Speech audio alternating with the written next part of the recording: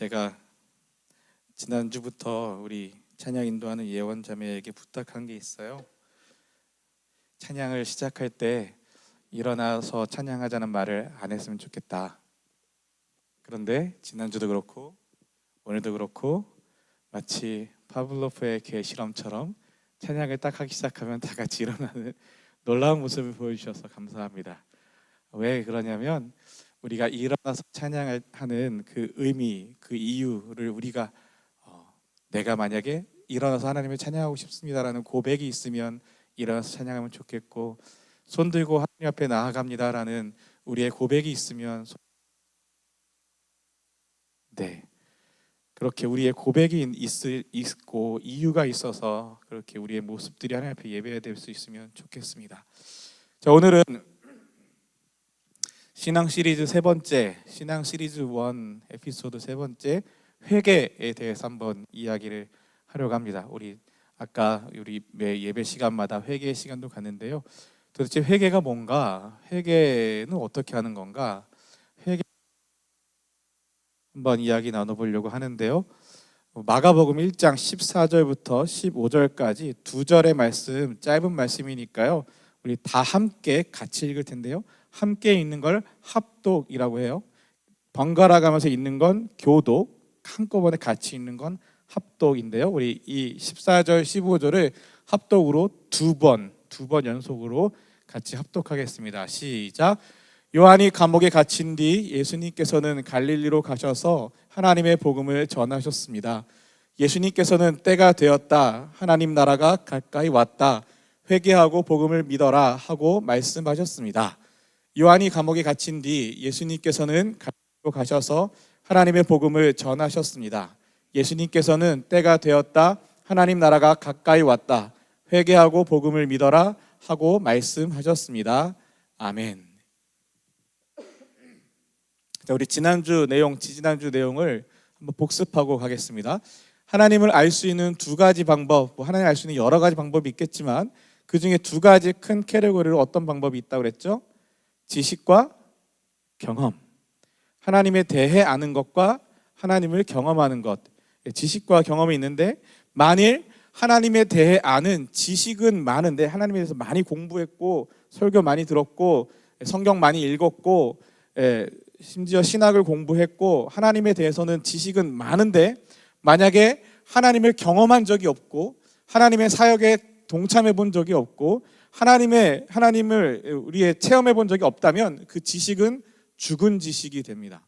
반대로 경험은 엄청 많은데 무슨 하나님의 일을, 봉사활동이든 섬기는 사역이든 어떤 교회 봉사든 아니면 저 해외 나가서 하는 선교든 뭐가 됐든 간에 하나님의 역사와 하나님의 그 일들에 대한 체험과 경험, 또 하나님의 성령을 부어주셔서 방언을 한다든지 아니면 한다든지 그런 경험들은 많은데 하나님에 대해서 아는 지식이 없으면, 하나님의 말씀을 읽지도 않고 하나님의 말씀을 듣지도 않고 하나님이 어떤 분이신지에 대한 그 지식에 관심이 없으면 그 경험을 깨닫지 못하고 그 경험은 오히려 우리를 하나님에 대한 오해의 길로 우리를 인도하게 됩니다. 하나님을 잘못 알게 돼요.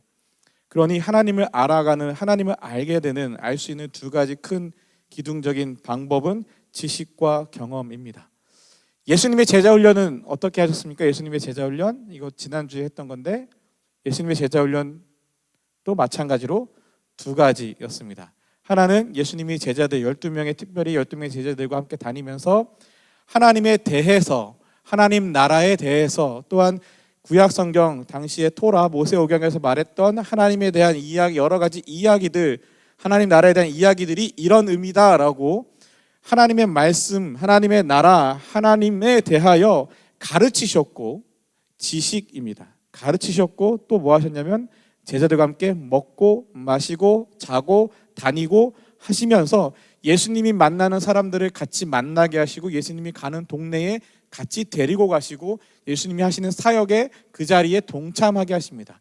예수님이 이방인 동네에 가시고 이방인 동네에서 이방인 여자들을 만나실 때 그 자리에 제자들과 같이 가시고, 예수님이 지난주에 봤던 그 오병이어의, 소위 오병이어라 말하는 예수님이 그 많은 사람들이 먹이시는 그 놀라운 기적을 행하는 자리에 제자들과 함께 그들에게 떡을 나눠주라고 그 사역에 동참하게 하시고 경험하게 하시고, 예수님이 잡히시기 전날 밤에 기도하러 가셨을 때도 특별히 세 제자들을 데리고 가셔서 그 기도의 자리에 동참하게 하시고, 예수님은 제자들에게 하나님에 대하여 가르칠 뿐만 아니라 하나님의 사역, 예수님의 사역에 제자들이 경험해 볼 수 있도록 항상 함께 하셨습니다. 그렇게 지식과 경험 두 가지를 예수님도 함께 하셨습니다. 특별히 이제 우리가 사순절, 지난주 수요일부터 시작된 사순절을 지나고 있는데, 이 사순절은 부활주일 전 40일, 주일을 빼고 나머지 부활주일 전 40일을 계산해서 시작이 되는데, 그래서 수요일 날 시작해서 토요일 날 마치게 돼요. 그러면 주일을 6번을 빼면 40일이 됩니다. 그래서 올해는 2월 14일부터 3월 30일까지인데, 보통 우리 신앙의 선배들이 이 사순절 기간 때는 하나님의 말씀을 묵상하고 또 금식하고 절제하고 기도하고 구제하고 선행하는 일들을 전통적으로 교회에 우리의 신앙의 어른들이 행했다라고 전해지고 있습니다. 왜 그러냐면 하나님의 말씀을 읽음으로 하나님을 알아가고, 금식하고 절제하고 기도하면서 나를 위하여 십자가에 죽으신 예수 그리스도의 그 사랑을 기념하고 고백하고, 또한 구제하고 선행하고 사랑을 베풀고 나눔으로써 예수님께 받은 그 은혜와 사랑이 내 것만, 나만을 위한 것이 아니라 그 사랑을 나누고 경험하면서 하나님의 사랑이 전해질 수 있도록 하는 것. 그래서 우리 청년부도 지난 수요일부터 3가지 챌린지를 시작했죠. 사순절 성경 읽기를 하고 있습니다. 광고했던 것처럼 마가복음과 누가복음을 읽고 있고, 만약에 그 순서를 잘 따라오셨다면 어제까지 마가복음 4장까지 읽으셨으면 됩니다. 그리고 오늘 주일이니까 주일은 쉬시고 내일 월요일부터 또 다시 마가복음 5장을 읽기 시작하시면 됩니다. 각 순에서 순과 함께 하고 계신 걸로 알고 있고요. 혹시 성경을 읽다가 궁금한 것이 생기시면 저한테 먼저 물어보지 마시고 인터넷에 먼저 찾아보지 마시고 여러분이 고민해 보세요. 도대체 이 말씀은 왜 하시는 거지? 고민해 보시고 생각해 보신 다음에 여러분의 답을 한번 찾아보시고, 그리고 나서 저에게 한번 물어보세요. 사실 뭐 하실 수 있다면 전문적인 책과 자료들을 찾아보시면 좋지만, 인터넷에 워낙 이단들이 올린 자료들이 너무나 많고 너무나 예쁘게 잘 돼 있고 너무나 깔끔하게 보기 좋게 해놓은 이단들이 올려놓은 자료가 너무 많아서 그걸 분별하셔야 되는데, 그거 분별하시는 게 더 힘드실 거예요. 그러니 차라리 저한테 물어보시면 제가 찾아봐서 알려드리거나 아니면 제가 답을 해드리거나 하겠습니다. 그러니 궁금한 게 있으시면 고민해 보시고 생각해 보시고 물어보시면 됩니다. 또 하나 하고 있는 게 순별 중보기도이죠. 순별로 지난주에 순원들끼리 서로 기도 제목을 나누고 그것을 위해 사순절 기간 동안 함께 기도하는 시간을 갖는데요. 혹시 지난주에 다 못 나눈 순이 있거나 못 나눈 순원들이 있다면 순장님이 잘 함께 할 수 있도록 도와주시면 좋겠습니다. 그리고 마지막 3번째 챌린지가 이거죠. 옆에 있는 요거. 3번째 챌린지가 미얀마 우물파기 프로젝트입니다. 앞에 성경 읽기가 하나님을 알아가는, 하나님에 대한 지식을 배우는 영역이었다면, 순별 중보기도는 하나님을 알아가는 체험의 얕은 부분이었고, 체험의 한 부분이었고, 이 우물파기는 내가 나의 것을 나누어 주고 구제와 선행의 그 전통에 따라서 나의 것을 나누어 줌으로써 하나님의 역사를 경험하는 더 깊은 경험에 대한 도전입니다. 고민 많이 했어요. 이거를 진행하면서 이게 정말 여러분들에게 이게 어떤 느낌이고 얼마나 부담스러울까를 고민 많이 했습니다. 근데 여러분 아시잖아요. 제가 이거 한다고 해서, 이 프로젝트와 이 도전들을 한다고 해서 월급 더 받는 거 아니고, 이거 안 한다고 해서 월급 덜 받는 것도 아니고 아무런 상관이 없습니다. 저에게 유익이 오는 건 아무것도 없어요. 이걸 하는 이유는, 이런 도전을 하고 여러분에게 이것을 같이 하자라고 강조하고 하는 이유는, 제가 이런 것들을 지난 시절 동안 해와 봤고 지금도 경험하고 있는 건, 내가 나의 것을, 나의 가진 것을 내어놓지 않으면 하나님의 은혜를 경험하기가 어려워요.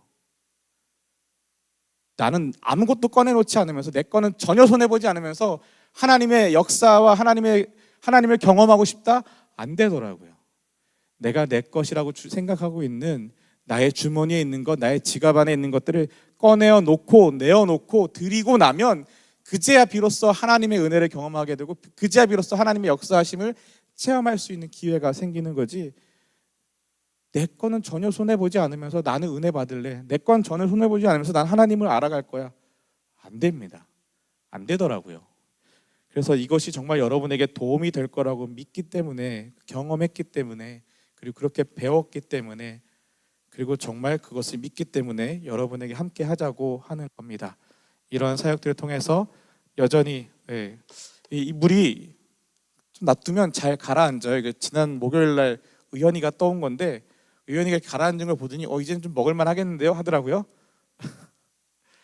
먹을 수 있는지 모르겠지만 살짝만 흔들어도 다시 이런 물이 되어버리죠. 이런 물을 다 뜯어진 옷에 걸러서 먹는, 그리고 그 개울물에서 목욕도 하고, 그 개울물에 저 개울물 이쪽 편에서는 빨래를 하고 있고요, 밑에서는 애들이 놀고 있고, 한쪽에서는 저 물을 엔진오일통에다가 떠서 집에 가서 걸러 먹는, 거기에 우물을 파기 시작한 거예요. 총 5,000불이 드는 이 프로젝트에서 1,000불 딱 모아졌는데, 1,000불 모아지자마자 이 선교사님이 너무 급하니까 우물을 파기 시작했습니다. 일단 무슨 생각으로 벌써 시작했냐고 그랬더니 일단 시작을 해야 되겠어서 해야 했대요. 우물만 파는 거냐 그랬더니 우물을 파고 옆에다 화장실 짓고, 화장실을 왜 지어? 그랬더니 화장실이 없어서. 그 사람들 화장실을 어디다 쓰는데 자연이 다 화장실이라는 거예요. 화장실 지어주고 샤워실 지어주고 빨래터를 짓는데요. 그 세 가지를, 우물을 파서 물을 끌어올릴 수가 있게 되면 그 물로 화장실, 샤워실, 그리고 빨래터, 그걸 다 적용해서 했던 거예요. 저런 개울에서. 이 마을 안에 우물이 한 개도 없어서, 단 한 개도 없어서. 무슨 생각인지 모르겠지만 아무튼 그렇게 시작되었습니다. 이미 이 우물 파기 프로젝트에 함께 동참해 주실 수 있으면 여러분의 신앙이 더 성숙해지는 은혜가 있게 될 줄 믿습니다. 자, 이제 오늘 말씀 들어가게 되면, 제가 오늘은 이렇게 타이머도 딱 설치해 놨습니다. 우리 지난주에 제가 설교를 너무 길게 해가지고 타이머를 해놓고 2시 반 안에는 무조건 예배가 마칠 수 있도록 최선을 다해 보겠습니다. 이제 얼굴들이 좀 펴요. 자, 아멘이 나오죠. 2시 반 안에는 마칠 수 있도록 최선을 다해 보겠습니다. 자, 오늘 말씀 주제는 회개인데요. 여러분, 회개가 뭔가요? 우리 돈 세는 회개 말고 우리 여기서 말하는 그 회개. 윤성아, 회개가 뭐니? 오늘 드럼 소리 너무 좋던데. 회개가 뭐야?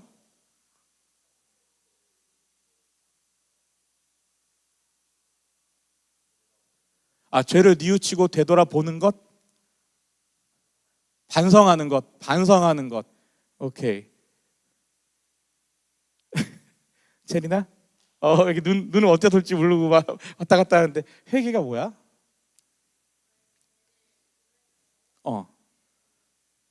죄를 고백하고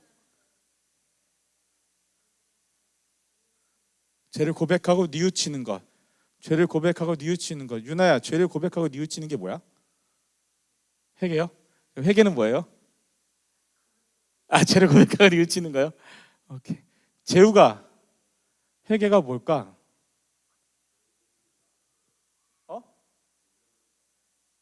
예배하기 전에 하는 거. 예배 때 저 하는 거, 그게 회개. 역시 맞아요. 자, 오늘 말씀이 뭐라고 되어 있냐면, 오늘 말씀이 우리 마가복음 1장부터 읽기 시작했잖아요. 수요일 날부터. 제가 이 사순절 기간 동안 우리가 읽는 그 본문에 맞춰서 설교를 진행하려고 하는데, 1장에 시작할 때 그 1장 처음에 1절부터 13절까지 요한에 대한 이야기가 나오다가 14절에 요한이 감옥에 갇힌 뒤에 예수님께서는 갈릴리로 가셔서 하나님의 복음을 전하셨습니다. 예수님이 복음, 우리가 그렇게 많이 들어왔던 그 복음을 전하기 시작하시는데, 그 복음에 대한 메시지의 첫 번째 이야기가 뭐냐면, 때가 되었다, 하나님 나라 가까이 왔다, 그러니 회개하라. 때가 되었다는 건 우리한테 어떤 액션을 취하는 게 아니죠. 어떤 상황을, 상태를 이야기하는 겁니다. 하나님 나라 가까이 왔다, 이것도 상황과 상태를 이야기합니다. 그런데 우리한테 요구하는 액션이 무엇이냐면, 첫 번째 그 요구하는 액션이 회개하랍니다. 그리고 복음을 믿어라. 회개하라. 도대체 회개가 뭐길래 회개하라고 하는 걸까요? 여러분, 회개는 어떻게 하는 걸까요? 여러분, 우리가 다 아는 것처럼 회개는 죄를 인정하고, 나의 죄가 있는 무엇인지를 알고 깨닫고 인정하고 뉘우치고 반성하고 고백하는 것, 맞죠? 그러면 회개는 어떻게 하는 걸까요? 여러분 중에 혹시 결혼한 사람들 말고요, 연애하고 계신 분? 결혼한 사람 말고. 그치. 한 명밖에 없어? 와, 진짜. 재우가, 넌 뭐하고 있니? 현승이 어디였지? 뭐 죽었다고? 중고거래하러 갔다고? 당근하러 갔어요? 오케이. 자, 우리 연애 중인 사람이 있고, 연애 중인 걸 공개한 사람도 있고, 연애 중인 걸 공개하지 못한 사람도 있을 텐데, 만약에 연애 중인데, 혹은 썸을 타는 중인데, 내 남자친구가 혹은 내 여자친구가 혹은 내 썸 타는 그 사람이 나 말고 다른 이성에게 관심을 보이는 거야. 어떻게 할래? 예원아, 어떻게 한다고? 죽여버린다고? 야, 누구 하나 죽을 것 같긴 하다. 군대가 있어서 다행이긴 한데. 자, 만약에 나랑 연애하고 있는 그 여자친구가 다른 어떤 남자한테 관심을 보이고 카톡도 하고 둘이 따로 만나서 밥도 먹고 같이 영화도 보고, 막 그래요. 자, 근데 문제는 그러다 걸렸어. 친구들이 다 사진 찍어서 보내줬어. 딱 걸렸어. 다시 만나가지고 이게 뭐냐 대체. 그랬더니 미안하다고. 정말 미안하다고. 내가 진짜 그런 거 아닌데 네가 상상하는 그런 거 절대 아니라고. 그냥 순수하게 친구로서 밥 먹고, 순수하게 친구로서 영화 보고, 순수하게 친구로서 뭐 이런 거라 카톡한 거라고 막 그러면서 말도 안 되는 개 구라를 떠는데, 어쨌든 그러면서 미안하다고, 다시는 절대 안 그러겠다고 막 이랬어요. 자, 그러면 예원아, 어떻게 살려줄 수 있어? 그래도 못 살려줘? 예린이는 어때? 용서해 줬어요? 못 믿어요? 한 번 그러면 땡이야? 세컨 찬스는 줄 거예요? 계속 생각을 할 거예요. 오케이. 재민이는 어때? 세컨 찬스는 없어? 미안하다 그러는데 절대 그런 거 아니라는데 괜찮아? 안 돼? 안 될 것 같아. 요새 애들은 아니면 아니구나. 그래요. 다행히 그래도 예린이가 예원이는 죽인다 그랬고, 헤어진다 그랬, 재민이는 헤어진다 그랬고, 예린이는 그래도 기회는 있지만 계속 생각이 날 거라고 했어요. 근데 봐요, 그 걸린 내 파트너가 미안하다고, 잘못했다고 인정하죠. 고백하죠. 다시는 안 그러겠다고 뭐 서약을 하기도 하고, 손이 발이 되도록 싹싹 빌기도 하고. 자, 이걸 우리는 아까 얘기했던 대로 자기의 죄를 알고 깨닫고 고백하고 인정하고 뉘우치는 것이 회개라고 했어요. 이 상대방이 한 건 회개인가요, 회개가 아닌가요? 그 기준으로 놓고 보면 회개예요. 그런데 만약에 이 사람이, 내 남자친구가, 그놈이 죽일 놈이 그래 놓고서 일주일도 안 돼가지고 또 봤더니 계속 그 여자애랑 계속 카톡하는 거야. 또 봤더니 어느 날 걔랑 그 남자애랑 인생 네컷을 찍었네. 와, 야, 인생 네컷 어떻게? 인정? 안 돼? 못 살려줘? 안 돼. 예언한테 걸리면 죽는구나. 막 그런 거예요. 미안하다고 그러놓고 회개한다고, 미안하다고, 잘못했다고, 절대는 그러지 않겠다고 해놓고 여전히 그러고 있으면 그 회개예요, 회개 아니에요? 잘못했다고 반성한 거예요, 안 한 거예요? 안 한 거잖아요. 정말 잘못했으면 다시는 그러지 말아야죠. 근데 마가복음 어제 읽은 4장 말씀 보니까 이렇게 기록되어 있어요. 같이 읽을게요. 시작. 예수님께서 말씀하셨습니다. 너희에게는 하나님 나라의 비밀을 알 수 있게 하였지만 밖에 있는 사람들에게는 모든 것이 비유로 주어진다. 이는 그들이 보기는 보아도 알지 못하고 듣기는 들어도 깨닫지 못하게 하여 돌이켜 용서받지 못하게 하기 위함이다. 아멘. 예수님 뭐라고 하시냐면 비유로 하나님 나라를 설명하시면서 뭐라고, 왜 비유로, 어려운 비유로 못 알아듣게 하시느냐라고 제자들이 물어보자 그들이 돌이켜 용서받지 못하게. 그렇다면 이걸 뒤집어 놓고 보면 회개란 것은 나의 잘못을 고백하고 인정하는 것으로 끝나는 게 회개가 아니라 나의 잘못을 인정했다면, 알았다면, 깨달았다면 용서를 구하고 다시 그 자리에서 돌아오는 거예요. 돌이키는 거예요. 되돌리는 거예요. 그게 회개예요. 그게 회개예요. 우리 예레미야 구약 성경인데요. 예레미야 25장 5절에 우리 같이 읽겠습니다. 시작. 주님께서는 예언자들을 시켜 여러분에게 이렇게 말씀하셨습니다. 너희는 각기 자신의 악한 삶과 온갖 악행을 그치고 어서 돌아오너라. 그러면 나 주가 너희와 너희 조상에게 준 땅에서 너희가 길이 살 것이다. 아멘. 회개는요, 잘못했다는 걸 알았다면, 잘못 가고 있다는 걸 알았다면, 나의 방향이 틀렸다는 걸, 나의 길이 잘못됐다는 걸 알았다면 그 안다는 것이 회개가 아니고, 인정한다는 것이 회개가 아니고, 미안하다고 말하는 것이 회개가 아니고, 잘못하고 있는 그 일을 그만두고 그치고 멈추고 하지 말고 그 길에 멈춰 서서 돌아가는 것, 돌이키는 것, 돌아오는 것입니다. 우리 중에도 운전하는 사람들이 몇 명 있죠. 우리 청년들, 우리 유학생들 중에서도 운전하는 친구들이 있고, 운전을 하다 보면, 프리웨이 달려고 하다 보면 저는 가끔 그러거든요. 제가 가끔 그래요. 저기 이제 벨뷰나 시애틀 올라갔다 내려오다 보면 이제 프리웨이를 갈아타야 되는데 갈아타지 못하고 와이프랑 옆에서 막 주저주저 떠들다 보면 엑시트에서 못 내리고 지나쳐가요. 뭐 예를 들면 167번으로 내려야 되는데 못하고 그냥 쭉 가는 거예요. 계속. 그러면 이제 놓쳤다라는 걸 알잖아요. 놓쳤다. 내가 지금 잘못 가고 있다는 걸 알아요. 아는 건 회개가 아니라 했죠. 내가 잘못 가고 있다는 걸 알았다면 거기서 계속 가는 것이 아니라 나 잘못 길을 놓쳤네, 엑신 놓쳤네, 잘못 들었네 하면서, 그러면서 쭉 계속해서 그 길로 가는 게 아니라 잘못 간 걸 알았다면 거기서 내려서, 그 프리웨이에서 내려서 다시 돌아서 제대로 된 방향으로 다시 타고 와야 되는 거예요.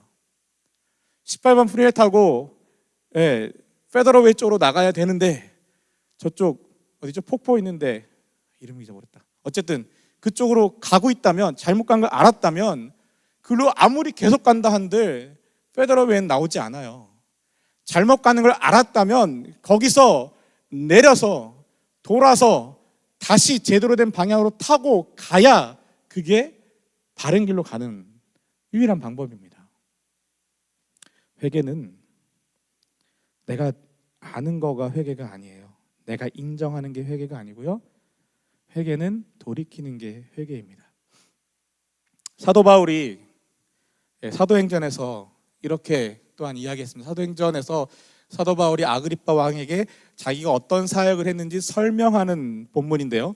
사도행전 26장 19절 20절 2절 같이 읽겠습니다. 시작. 아그리빠 왕이시여, 저는 하늘로부터 받은 이 환상에 복종하지 않을 수 없었습니다. 저는 처음에는 마다스커스 사람들에게, 그 다음에는 예루살렘과 유대 지방의 모든 사람들에게, 나중에는 이방인들에게까지 회개하고 하나님께 돌아와서 회개한 모습을 행동으로써 보이라고 선포했습니다. 아멘. 구약에서도 마찬가지고, 마가복음에서도 마찬가지고, 사도행전에서도 마찬가지고, 성경 어디에서도 마찬가지인 것은 회개는 반드시 회개에 합당한 열매를 맺어야 합니다. 회개는 반드시 회개했다라는 증거의 실천이 있어야 합니다. 회개는 그냥 단순한 명사가 아니라, 회개는 우리의 삶이, 우리의 모습이 움직이고 변화되고 바꿔져야만 하는 동사와 같은 모습이 바로 회개입니다. 회개한 모습을 행동으로서 보이라. 반대로 말하면 뭐예요? 회개한 모습의 행동, 회개한 자의 마땅한 삶의 열매, 회개한 것의 그 삶이 없으면 돌이켜 돌아오는, 프리웨이 타고 가다가 돌아오는 것이 없다면, 그냥 잘못된 길로 계속 가고 있다면 그게 회개하는 것이 아니라는 거예요. 여러분, 우리는 회개를 어떻게 생각하시나요? 저와 여러분은 회개할 게 없을 만큼 깨끗하고 정직하고 실수가 없고 실패가 없고 넘어지는 게 없고 하나님 앞에서 부끄러운 것이 없는 그런 삶을 살고 계십니까? 나는 회개할 게 없는데 왜 매주마다 회개 시간을 갖는 거야? 라고 불만이 있으십니까? 정말 우리가 고백하고 돌이킬 일이 없나요? 만약 우리가 고백하고 돌이켜야 될 것들이 있음에도 불구하고 말만 회개한다고 하고 말만 하나님 앞에 손들고 하나님 제가 죄송했습니다, 심지어는 하나님 앞에 손들고 눈물 줄줄줄 흘리면서 찬양하고 기도하고 회개한다고 가슴이 뜨거워지는 경험도 하고 사람들 앞에서 자신의 잘못을 고백하기도 하고 하나님의 은혜의 말씀들을 내 마음에 새기고 성경을 쓰고 읽고 막 하면서도, 그러면서도 심지어 그렇게까지 하면서도 나의 삶이 전혀 변화가 없다면, 나는 나의 삶에서 전혀 손해볼 마음이 없다면, 나의 삶에서 전혀 하나님의 말씀대로 살려고 하는 노력이 없다면, 회개한다고 말은 하고 회개한다고 눈물은 흘리고 회개한다고 찬양은 하고 회개한다고 온갖 거룩한 척은 다 해놓고 정작 나의 실제적인 삶의 모습에서는 하나도 손해보는 거 없이, 하나도 돌이키는 거 없이, 하나도 하나님의 말씀대로 사는 거 없이 여전히 이기적이고 여전히 나만 아니면 된다 그러고 여전히 내 것만 챙기려고 하고 여전히 다른 사람들을 무시하며 살고 있다면 우리 회개는 정말 회개일까요? 오늘 읽은 말씀, 오늘 본문 말씀, 회개하고 복음을 믿어라. 저는 이 말씀을 이렇게 해석합니다. 회개하고 복음을 믿어라라는 게 예수님이 우리 가운데 선포하신 하나님의 복음의 첫 번째 이야기였습니다. 회개하고 복음을 믿어라. 이걸 깊이 생각해보고 뒤집어 생각해보고 옆으로 보고 뒤집어 보고 막 하다 보니 저는 이렇게 저의 결론이 이렇습니다.